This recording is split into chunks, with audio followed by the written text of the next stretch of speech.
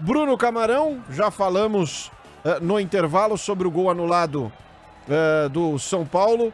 O árbitro consultou o VAR e deu um impedimento que, para mim, não está claro, para você também não. Muito pelo contrário, a impressão que dá é de que não havia impedimento.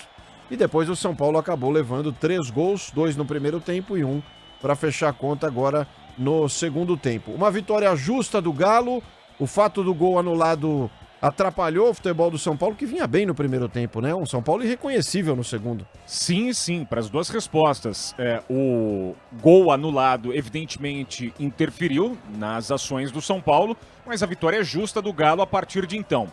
Isso por quê? Porque a gente quer entender, quer acreditar, que o gol anulado pela arbitragem, aos 28 minutos, feito pelo Luciano depois de um passe do Tietê, por mais que até agora nenhuma imagem clara tenha deixado a impressão de que sim, o Luciano estava impedido, a partir daí o São Paulo degringolou. São Paulo sofreu o primeiro gol instantes depois, aos 34 minutos, com o equatoriano Franco, o melhor do Galo nessa partida, um time que coletivamente é muito forte, é mais bem treinado, tem mais repertório, né? Conseguiu uma desenvoltura no seu jogo mais rapidamente do que o São Paulo nesse paralelo, então joga melhor a despeito de estar atrás na tabela de classificação do Campeonato Brasileiro, mas eu vejo o Galo com muito mais potencial do que o São Paulo, porque eu acho que o Fernando Diniz é menos treinador do que o Jorge Sampaoli, tenho certeza disso. Então o Galo tem uma linha de ascensão, enquanto o São Paulo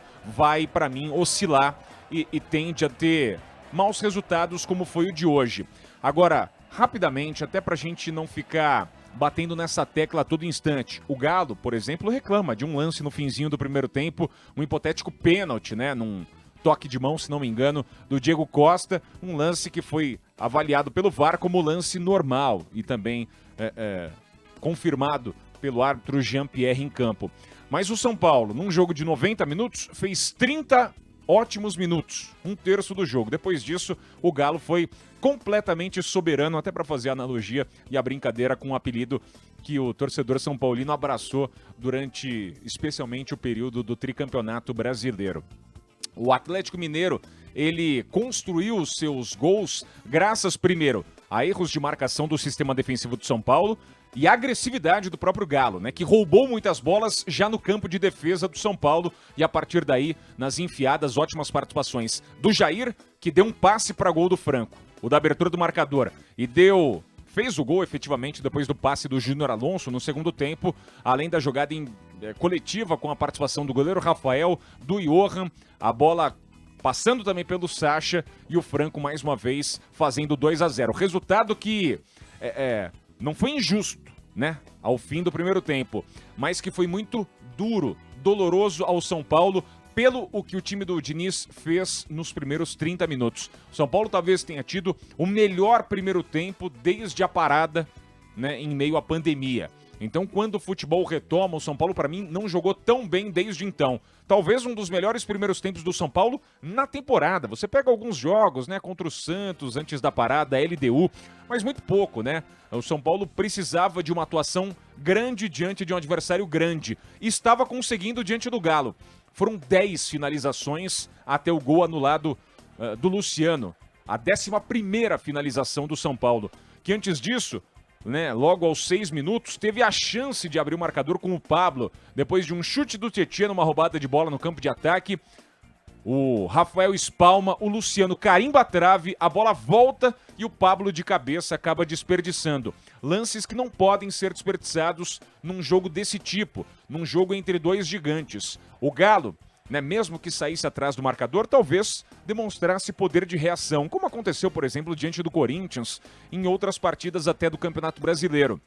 O Galo jogando no Mineirão é muito forte, ele mantém a posse de bola, apesar de não ter tido também uma superioridade nesse sentido. Mas é um time que, quando tem a bola, rapidamente agride, rapidamente busca a finalização, circula rapidamente a bola, busca o espaço, infiltra e chega muito rapidamente ao gol adversário. Hoje teve uma boa partida do Johan, muito questionado pela torcida recentemente. As mexidas do Sampaoli deram certo e as do Fernando Diniz não. São Paulo não voltou para o segundo tempo e quando o Diniz mexeu, piorou, sacando o Hernanes e sacando o Paulinho Boia. É um jogo para o São Paulo esquecer?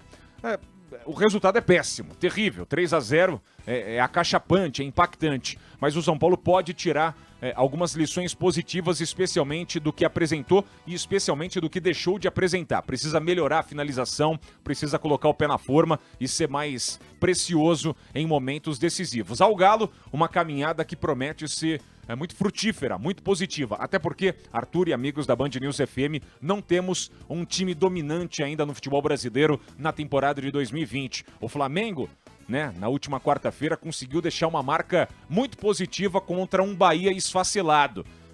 Tende, sim, a capitanear a competição. Mas o Galo e o Internacional, sim, estão muito vivos numa competição completamente aberta. Hoje tivemos um jogo muito interessante de futebol, só que mais uma vez o VAR deixa alguns pontos de interrogação.